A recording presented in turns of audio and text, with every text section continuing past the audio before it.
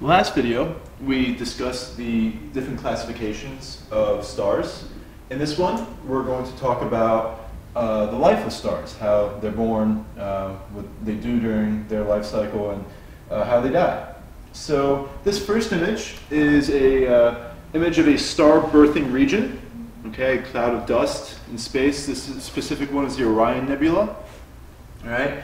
And what happens is that in these regions of space, if there are sufficient dust particles, all right, in the area, they will eventually collapse in on themselves. Okay, if there's enough of them around, high enough density, there will be enough gravity to pull them in.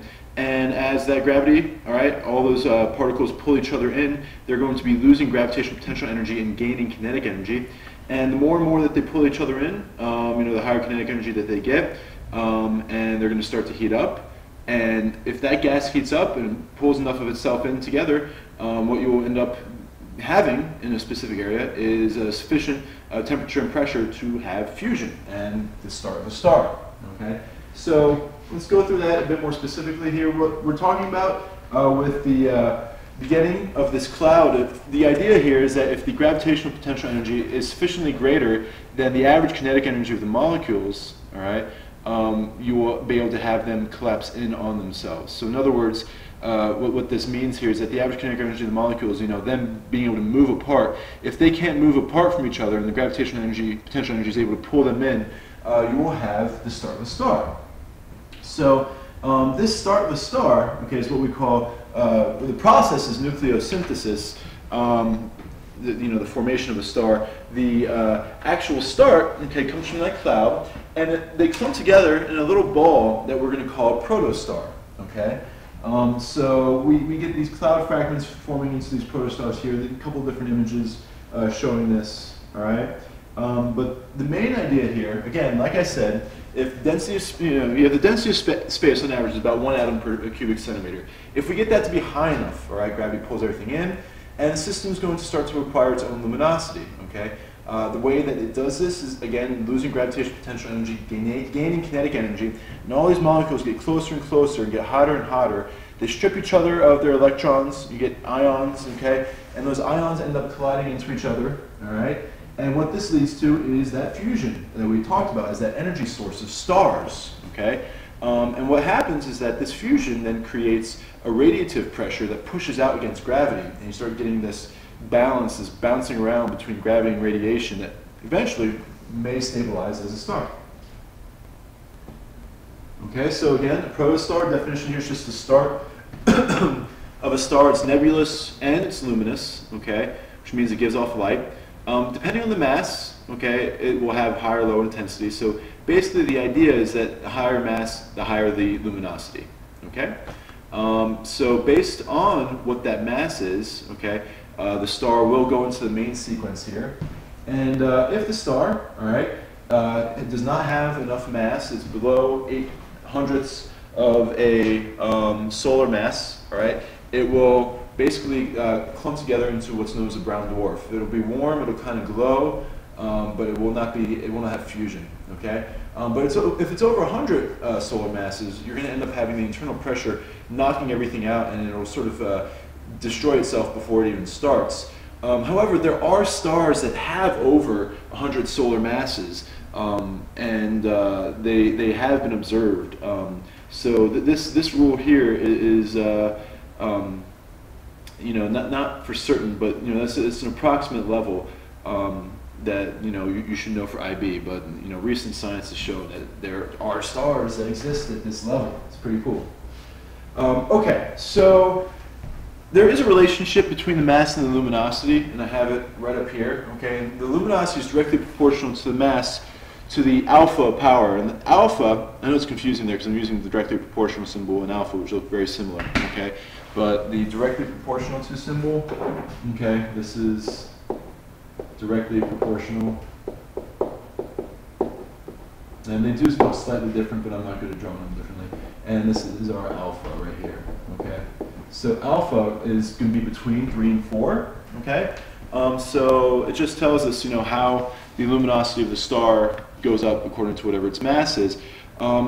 The interesting thing is that the reason why there's a variation in this power is that there can be a variation in the starting parameters in terms of what the makeup of the star is in terms of hydrogen and helium.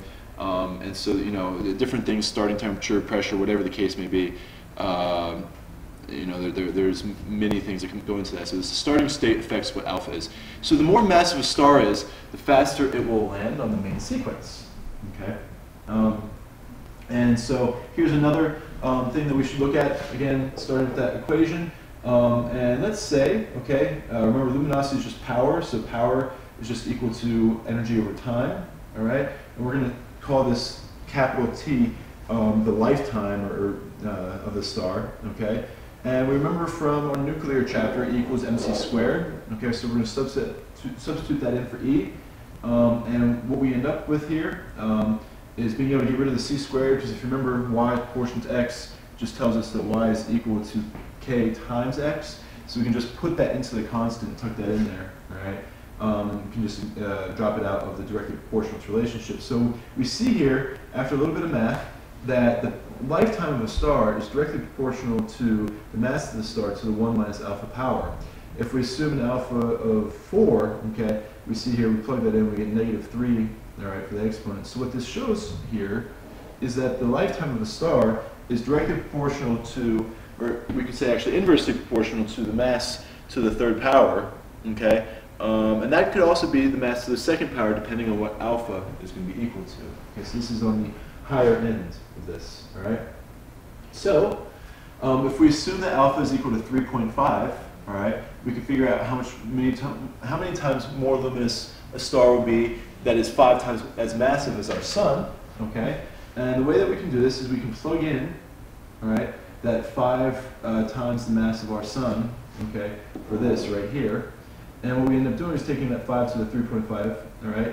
And what we end up with is a luminosity that is 280 times that of our sun. Excuse me, sorry. So, yeah, that's a sample IV problem right there that you might have to do. Again, just a fun little math trick. The reason why I went from a directly proportional to symbol to an equal sign right here is that I substituted in just the luminosities there. So we're just comparing the luminosities, and when you do that, you know, they're equivalent based on whatever the constant that's separating them is. And here, that, you know, they would both have the same constant dividing out on both sides, and the constant we're talking about, sorry, is a 5 to the 3.5 power. So let me repeat that. The constant of proportionality for the relationship would drop out, since it would be on both sides of the equation there, and we can put this in as the luminosity is equal to each other based on whatever the constant is from the power, all right? So what I'm saying here is that you have this 280 times the luminosity of our sun, all right?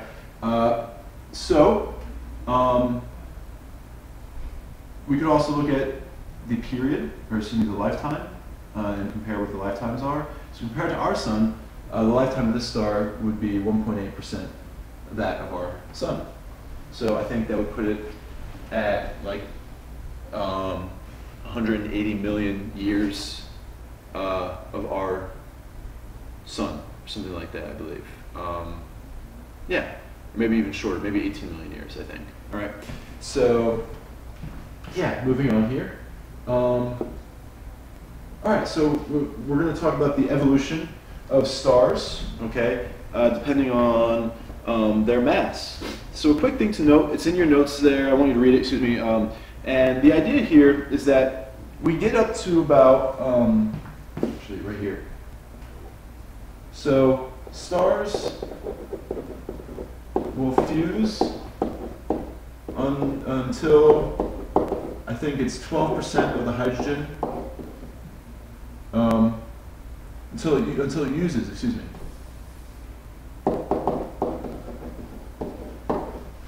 %, of the hydrogen.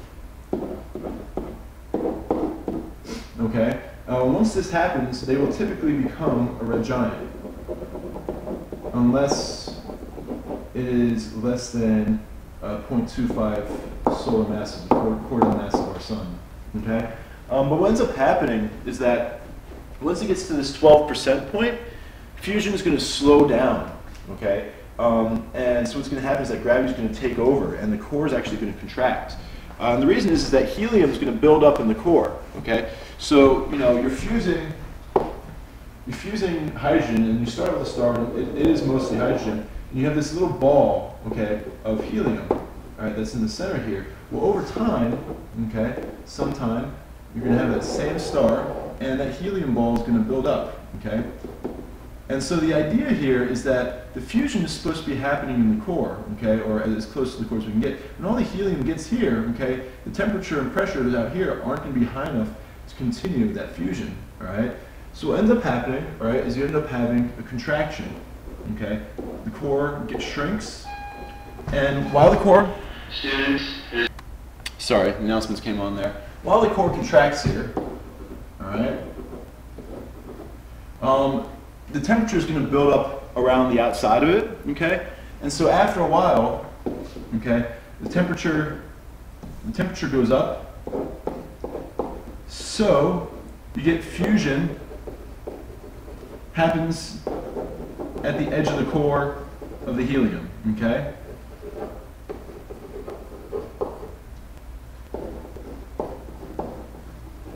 And when that happens, all right, you are going to go through what's known as a red giant stage. So it's going to push out the outer layers because now fusion's happening again after the core's contracted and fusion restarts. Okay, so you get this red giant stage because the radiative pressure is going to start pushing out in those outer layers, and it's going to be fusion's going to be happening at a much higher rate. And so what you also start to have happen is the fusion of helium at this point too. Okay. And you're going to have helium, and you're going to have other elements fusing together from there. It depends on the size of your star, but between each of these stages, when you're building up these cores, you have an expansion and a contraction. Okay, based on what elements build up in the core. All right, and so actually, this is a great image right here. So for some stars, okay, it may just go through this first stage.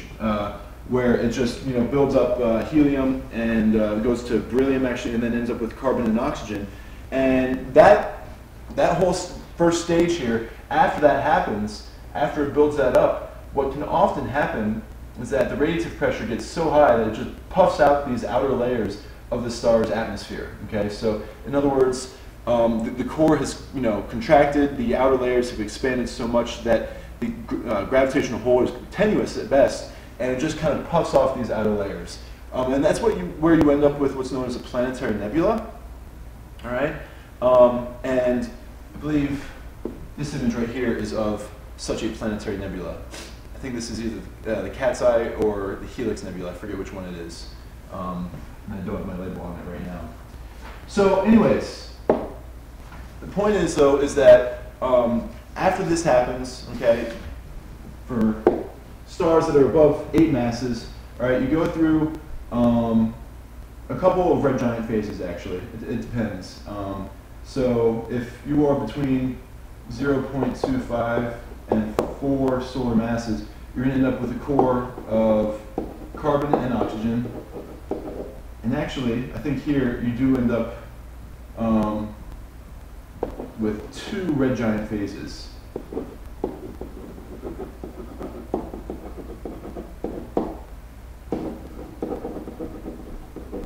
Okay, supposedly our sun will stop at around carbon. Okay, and so when you have this, all right, the temperature, rises. Helium ends up burning and fusing into carbon. Okay, and so burns. We say burning, but it's fusing together, and we end up with more expansion in the outer layers as we have more radiative pressure.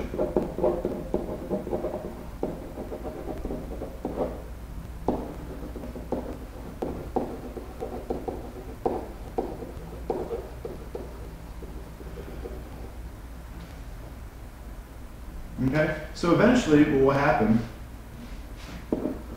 is that you have a burst or a release of matter and a burst of luminosity.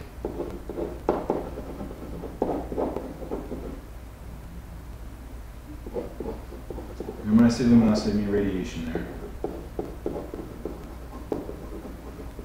And this is what happens when the outer shell is ejected into space.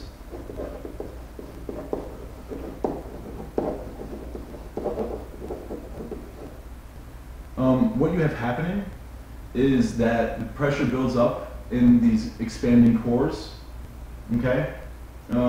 Excuse me, from the cores that are fusing the newer elements. And as the energy gets higher and higher from these fusions, the outer layers are held on more tenuously since they're already in the red giant phase.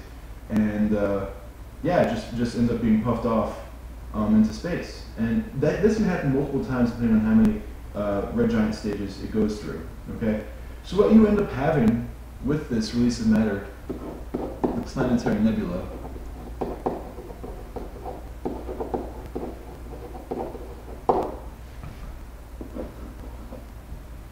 right, is a core that is exposed.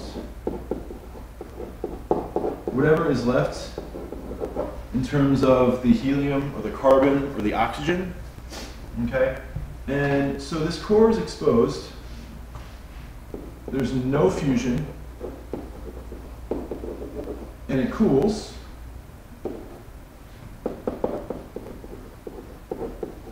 And it contracts. Now, the idea here is that you have approximately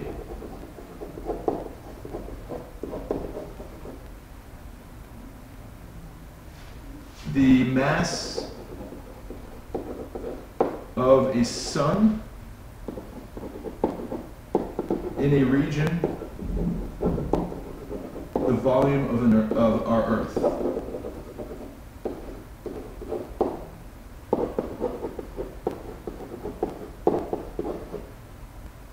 And so what you have here is what we call a white dwarf.